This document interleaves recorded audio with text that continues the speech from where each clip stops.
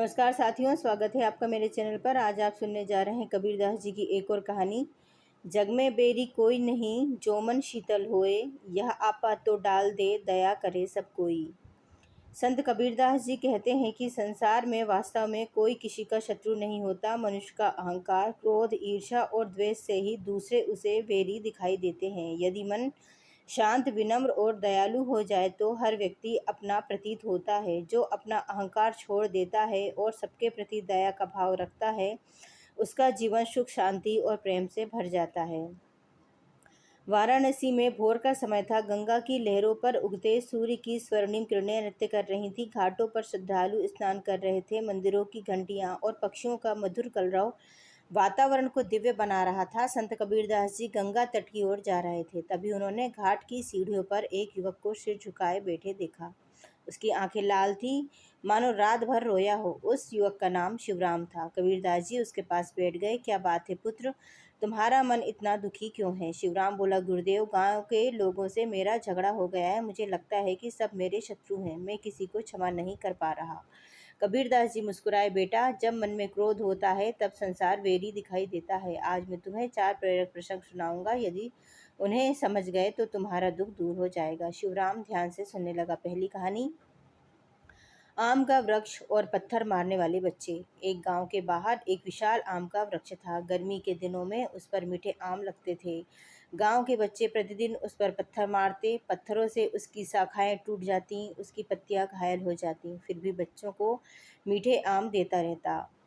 एक दिन एक बालक ने अपने दादा से पूछा, दादाजी, यह वृक्ष हमें फल क्यों देता है? हम तो इसे पत्थर मारते हैं। दादा मुस्कुराए, क्योंकि वृक्ष के भीतर दया है, वह बदला लेना नहीं जानता। कुछ समय बाद भयंकर गर्मी पड़ी। वही बच्चे वृक्ष की छाया में बैठकर आराम करने लगे। वृक्ष ने तब भी उन्हें छाया दी। कबीरदास जी बोले, शिवराम, यदि वृक्ष पत्थर का उत्तर पत्थर से देता तो कोई उसके पास नहीं आता। दया ही उसकी महानता है।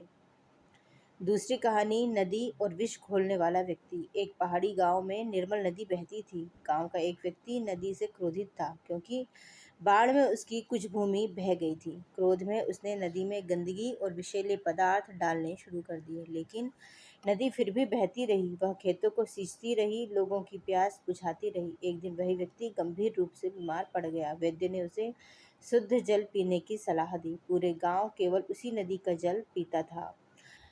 उसने वही जल पिया और स्वस्थ हो गया। उसे अपनी गलती का एहसास हुआ। वह नदी के तट पर जाकर रो पड़ा, मैंने तुम्हें गंदा किया, लेकिन तुमने मुझे जीवन दिया। कबीरदास जी बोले, बेटा, दया का स्वभाव नदी जैसे होता है, वह भेदभाव नहीं करती। तीसरी कहानी, दो पड़ोसी किसान और सूखे का वर्ष। दो पड़ोसी किसान थे, रामू और गोपाल। दोनों के खेत साथ साथ थे। किसी छोटी बात पर उनका झगड़ा हो गया। वर्षों तक दोनों ने एक दूसरे से बात नहीं की। फिर एक वर्ष भयंकर सूखा पड़ा। रामू का कुआं सूख गया। गोपाल के कुएं में थोड़ा पानी बचा था। रामू का परिवार प्यासा रहने लगा। उसकी पत्नी और बच्चे परेशान हो गए। गोपाल ने यह देखा, उसके मन में दया जागी। उसने अपने पुत्र से कहा, रामू से मेरा झगड़ा हो सकता है, लेकिन उसके बच्चों का क्या दोष? उसने अपने कुएं का पानी रामू के परिवार के लिए खोल दिया। रामू की आंखों से आंसू बह निकले। मैंने तुम्हें शत्रु समझा, लेकिन तुम तो मेरे भाई निकले। उस दिन दोनों का वर्षों पुराना वैर समाप्त हो गया। कबीरदास जी बोले, जहाँ दया आ जाती है वहाँ शत्रुता अपने आप समाप्त हो जाती है। चौथी कहानी, हिरनी और शिकारी। घने जंगल में एक हिरनी रहती थी। उसका एक छोटा शावक था। एक दिन उस शिकारी ने उस पर तीर चला दिया। हिरनी घायल हो गई, लेकिन किसी तरह बच निकली। कुछ महीनों बाद जंगल में भयंकर आग लग गई। उसी शिकारी का छोटा पुत्र जंगल में फंस गया। चारों ओर आग लगी थी। तभी वही हिरनी वहां पहुंची। उसने बच्चों को देखा। बच्चा भय से कांप रहा था। हिरनी उसे सुरक्षित रास्ते की ओर ले गई। कुछ देर बाद शिकारी भी वहां पहुंच गया। उसने अपने पुत्र को जीवित देखा। जब उसे पता चला कि हिरनी ने उसके पुत्र की जान बचाई है तो उसकी आंखें भर आई। उसने अपना धनुष तोड़ दिया।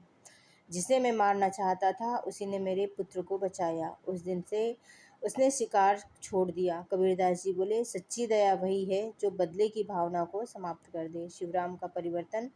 चारों प्रेरक प्रसंग सुनते सुनते शिवराम की आंखों से आंसू बहने लगे।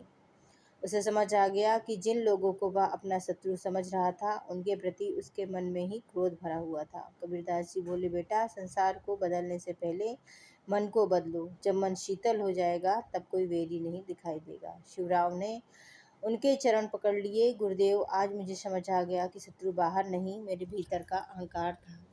उस दिन के बाद उसने अपने गांव के लोगों से क्षमा मांगी। धीरे धीरे उसके सभी संबंध सुधर गए। उसका मन शांत हो गया। अब वह जहाँ भी जाता प्रेम और दया बांटता। शिक्षा: संसार में वास्तविक शत्रु कोई नहीं, हमारा अहंकार और क्रोध ही सबसे बड़ा शत्रु है। दया और क्षमा सबसे बड़ी शक्ति है। जो दूसरों का भला करता है उसका जीवन भी सुख और शांति से भर जाता है। बदले की भावना दुख बढ़ाती है, जबकि करुणा संबंधों को जोड़ती है। मन शीतल हो जाए तो पूरा संसार अपना सा लगने लगता है। कहानी का संदेश: दया से बड़ा कोई धर्म नहीं और अहंकार से बड़ा कोई शत्रु नहीं। धन्यवाद साथियों। यदि आपको कबीरदास जी की यह कहानी अच्छी लगी तो चैनल को लाइक और सब्सक्राइब जरूर करें। आपका दिन शुभ हो।